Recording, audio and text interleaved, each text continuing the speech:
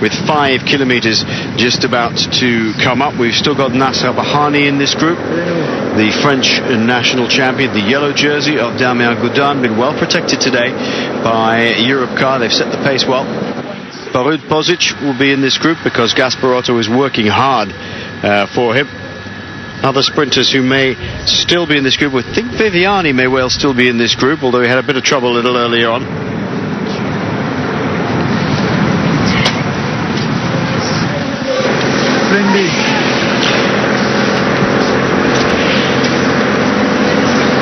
Right. 5 kilometres was coming up. 45 seconds now the gap to Tom Bonen's group. They have thrown in the towel and decided that we'll wait for another day. So the riders who could really pull something out of the bag here, on the left hand side you can see Orica Greenedge marshalling their men at the back. They've got Baden Cook, Lee Howard, Michael Matthews is possibly the man that they would give the sprint lead out to. The young Australian, a former under-23 world champion from Melbourne.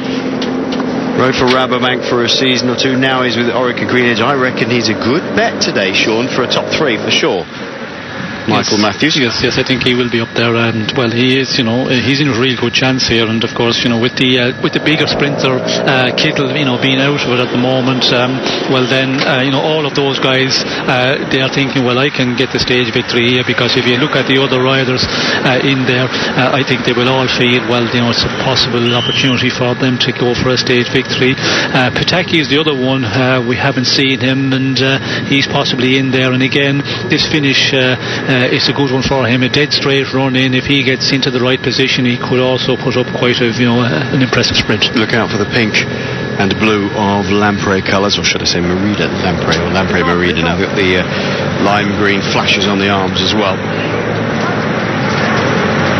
Tomoyaki Beppu is the Japanese rider from Orica Greenedge. Simon Guerin's pushing along, and Michael Albassini just behind him.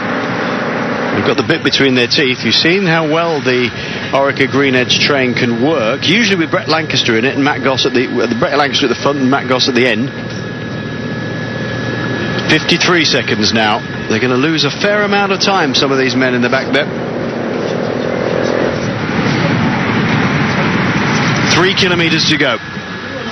Orica Greenedge on the right hand side of your screen, and the dark blue, white and green, trying to set up probably Michael Matthews, or they've got a slight embarrassment of riches in terms of sprinting compared to some of the other teams here in the Paris-Nice race. Baden Cook, Lee Howard and Michael Matthews can all turn in a very, very good sprint indeed. Alessandro Pataki is lurking behind that train. There he is, pink and blue, white helmet looking over his shoulder. He's nestled himself in behind Orica Greenedge as Michael Albassini, with that absolutely characteristic elbows out pumping action, now leads the train.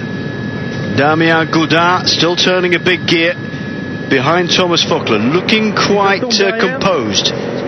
2 back from him, Sylvain Chavanel, the points jersey, green points jersey, has has Jerome Pinault just ahead of him, loyal lieutenant that he is.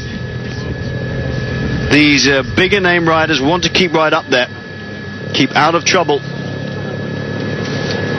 as they're coming up towards the 2 kilometre to go banner. A little bit scrappy at the moment with everybody. Cannondale have brought riders to the front, which would indicate that indeed Elia Viviani has recovered pretty well from his mechanical and has made his way up towards the front here. Although we haven't seen him quite in our shots yet. Look at Pataki. 1, 2, 3, 4, 5 back here.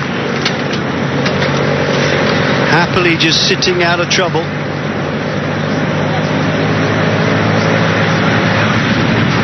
Albassini drops off the back, having done all the pace work. And I think that's Viviani trying to fight his way up towards the front there, get on the wheel of one of his riders. I think it is Matthews, Sean, they're leading. The last man in line. Yes. Yep. And Viviani has got himself into that group now, in the lime green of Cannondale. It's a fight to get up there. He almost lost a wheel. Where's Nasser Bahani? That's the man we were looking for. Rohath in the dark blue of Movistar on the left-hand side of the shot. and Mark Renshaw in the white helmet there from Blanco coming towards the front. This is going to be a scrappy one. It's all across the road here. Bozic in the white jersey with the two flashes across the middle of national champion. There he is in the yellow fronted helmet. 1, 2, 3, 4, 5, 6, 7, 8, 9 back on the left-hand side in the white jersey, blue panelled shorts. Viviani lying 1, 2, 3, 4, 5 back. Pataki leans on Renshaw. You don't want to do that, Alessandro, because you know what happens with Renshaw when you lean on him. Sylvain Chavanel, very, very good on the right-hand side there, just keeping out of the way. He's giving Renshaw a nudge as Nasser Bahani is being taken up to the front. He slips in behind Sylvain Chavanel, who opens up for a sprint. He's going to give a good lead out to Nasser Bahani, but he's not quick enough with Alessandro Pataki in the middle of the shot. Comes over to the right-hand side. Bahani's burst through on the left-hand side. It's Pataki on the right, Bahani in the middle. Renshaw's out of it, boxed in. He can't go for that one at all. Viviani's coming up on the rails, and I think it's Bahani who's just taken it for Pataki. Viviani just missing out, burst out on the rails just in time to, I think, possibly steal second place, but that is the top three, I'm sure. Bahani, Pataki and Viviani.